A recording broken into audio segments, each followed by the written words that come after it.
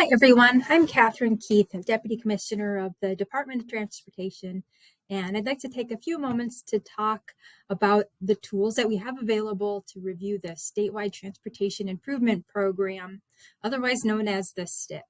So for those of you that are familiar with the STIP, you can find it at the dot.alaska.gov, and it'll direct you to what you see in front of you, which is the landing page for all of the modernized tools that we have for you to use to engage with the STIP.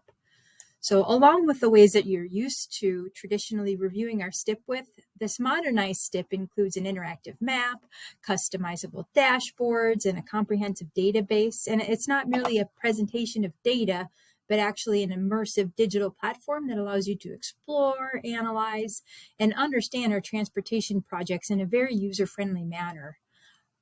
So the power of this digital STIP, it really lies in its enhanced interactivity and customization, which we'll walk through in a moment. We can shape the project viewing experience with several tools that we've made available, and we're going to walk through those right now. So if you go onto the landing page, at the top of the screen, you'll find a number of headers, the first of which is called the STIP in print. Some of us still like to use the good old-fashioned PDF copies, and so even though we have the rest of it in the cloud and online, you have it. You can find it here. There's a number of ways that you could download these PDF files, meaning that you can click one complete STIP. It's comprehensive and complete listing of our projects and programs across the state. You can also just choose to download them by our DOT regions, including Northern Region, South Coast, and Central.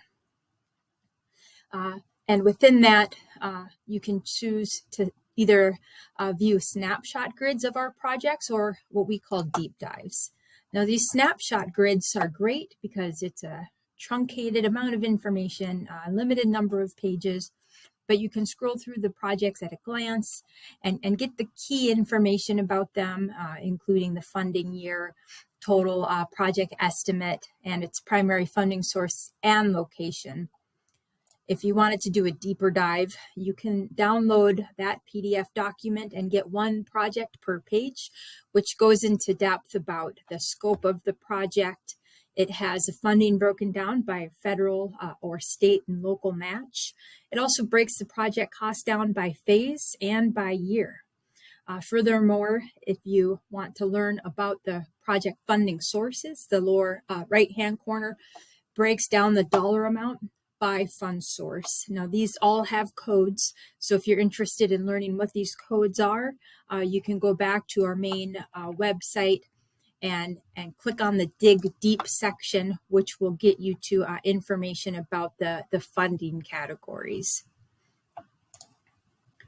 You'll also find on these deep dives a map, which gives you just a very high level geographical pinpoint for where the project is.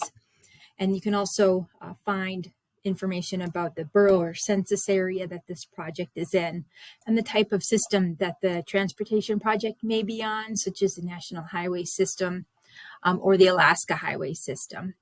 You'll also see information about how we're categorizing the project as far as the strategic investment areas are involved and the geographic area in which this project resides in.